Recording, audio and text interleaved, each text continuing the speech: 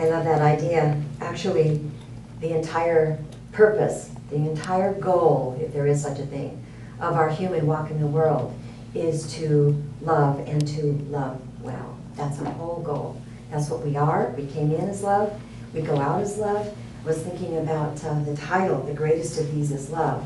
Shortly after my father made his transition, my mother gave each of us, the 3 daughters, a print that was the verse from Corinthians, you know, faith, hope, and love. But the greatest of these is love, and that is what endures. That is what remains. That is what we are. We always already are that.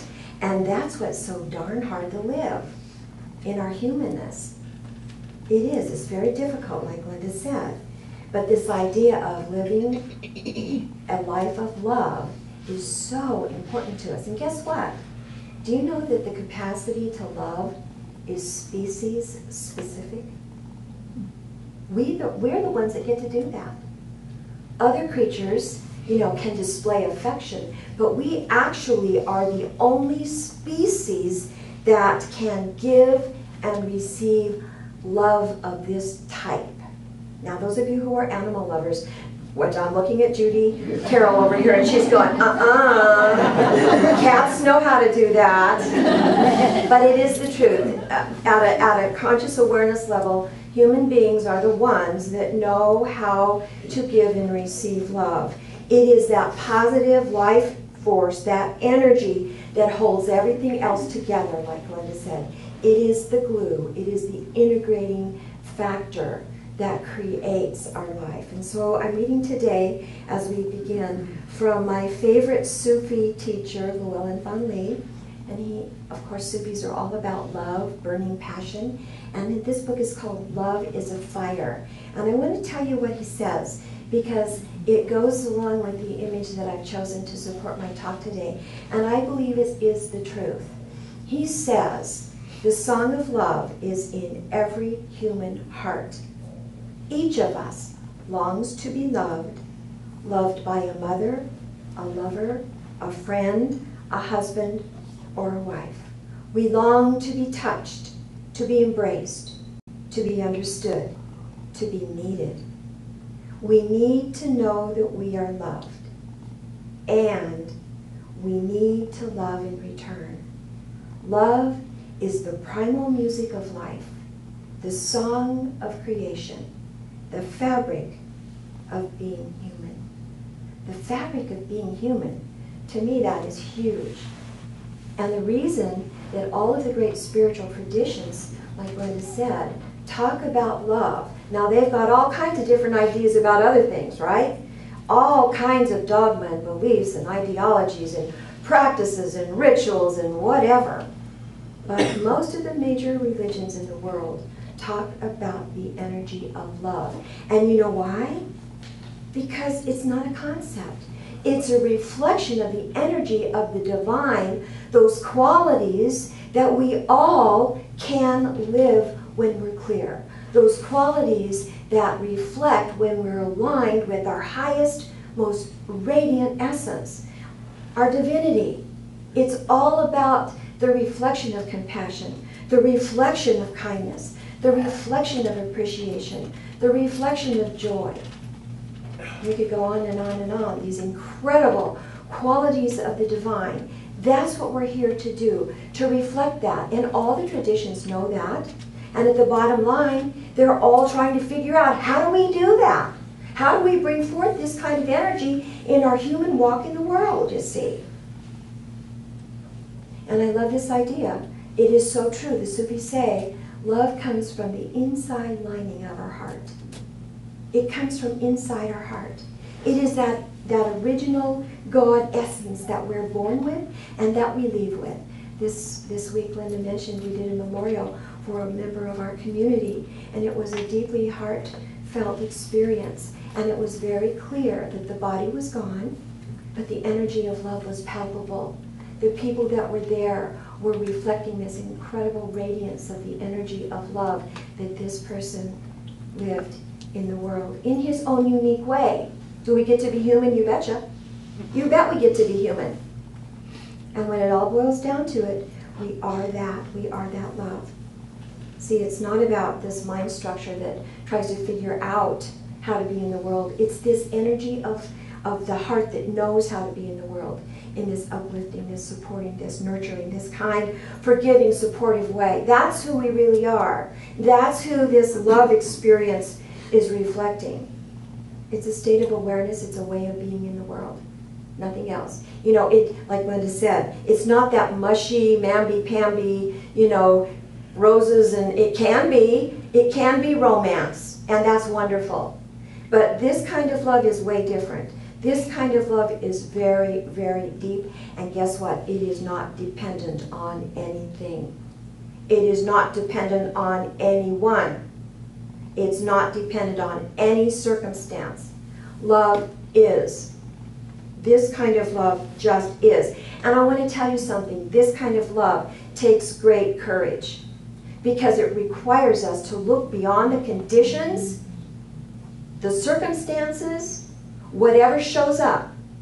Of course, as always is the case, when we start working with the talk, everything that is there to teach me all about that topic shows up for me that week, right? Everything shows up, and I get to go, are you kidding me? Are you just kidding me? I have to do a talk about the greatest thing in life, and this is just not showing up that way? This is not it. So it's a challenge. It is a huge challenge to let life touch us deeply enough that we can move beyond the outer circumstances of whatever that is and have the courage to embrace it head on. I'm telling you, love can't be wimpy. Love is one of the strongest, most powerful emotions and energies in the world. Absolutely. So this stuff around us might define the conditions we're dealing with, but it doesn't define the way we respond. So when stuff looks icky, we don't have to respond in an icky way. We get to bring forth loving energy and loving awareness into whatever shows up. It's the great idea of the Christian tradition of Jesus. In the world, yeah, we got to embrace the world, but not of it. Don't let it collapse us into the behavior that shows up in a way that's not loving. In the world, but not of it. We get to show up. We get to choose. You see, I love Daniel's song. Love is my decision. We get to choose how we show up in our life experience. We get to choose if we're going to show up loving or not. And sometimes, guess what? We don't show up loving, and guess what we get to do? We get to forgive ourselves. We get to forgive ourselves and have a do-over. Because we're human beings this time around. And it's very hard to live this love in every circumstance. But it's not hard to recognize those places in ourselves where we're not living that love, because it hurts. It feels different. Our body knows, our heart knows, our head knows when we're not living love. We know it because it feels different. It feels different. It's not an easy assignment because life is not always lovable. It's been my experience. Life is not always lovable. There are mean people. There are unskillful people. There are damaged people, wounded people. There are wounded, damaged, unlovable, unskillful parts of our own selves. Yeah? We've got it all. We've got lives full of drama and stories and experiences, and some of them stick. They get stuck. And they color they're our filter. They color what goes through our awareness, you see. So that's what we're going to talk about today in our workshop. We're going to examine some of these stories, stuff getting in the way of our capacity to bring forth this loving energy. We're going to talk about that today. Because it's essential that we learn how to work with life on life's terms and bring forth the love that we are within that experience. And one of the things that's so difficult is when we truly step into this loving energy, we got to show up 100%.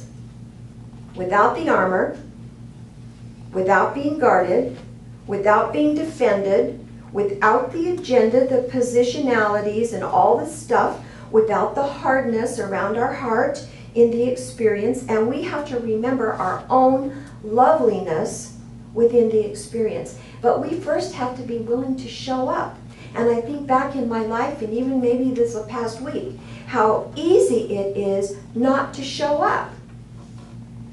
Not to show up fully for our very own life experience. You know what I mean? You probably do. Probably do. And so the invitation here is to show up in a way that allows us, no matter what, to be the center of love as a way of being. To be that. No matter where we go or what we do, to show up as that loving energy. And when we can show up as that loving energy, let me tell you something, everything around us will shift.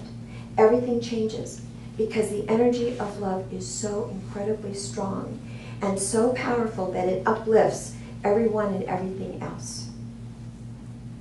We don't have to have a specific reason, a specific person to let love flow. We just express the energy of love through who we are. So here's your invitation. Remember that loving well is your sole purpose. It is the goal and the reason for your soul's journey this lifetime. To be love. That's what it's all about. That's why you're a human being and not, you know, a kangaroo or something. It's species specific. We've got the capacity to live this love. Remember that our great gift of humanity is this capacity to love. And it is the fabric of what makes us human, our capacity to love. I love what Mother Teresa says. We can't do any great things, but we can do small things in life with great love. It's about bringing that great love to whatever our circumstances are. It's a choice. We get to choose. And sometimes we've got to choose again because we don't choose love the first time around. Sometimes we're choosing something else. Fear, anger, resentment, blame, shame, hurt, whatever. And we got to choose again. But we get to choose love as a way of being. And we have to be very courageous. Boy, I tell you what, it takes a big, big practice and a big, big heart to be able to let life touch you deeply so that you can actually love anyway. Nothing you can say or do can make me stop loving you, life. No matter what you throw me, I'm going to love you anyway.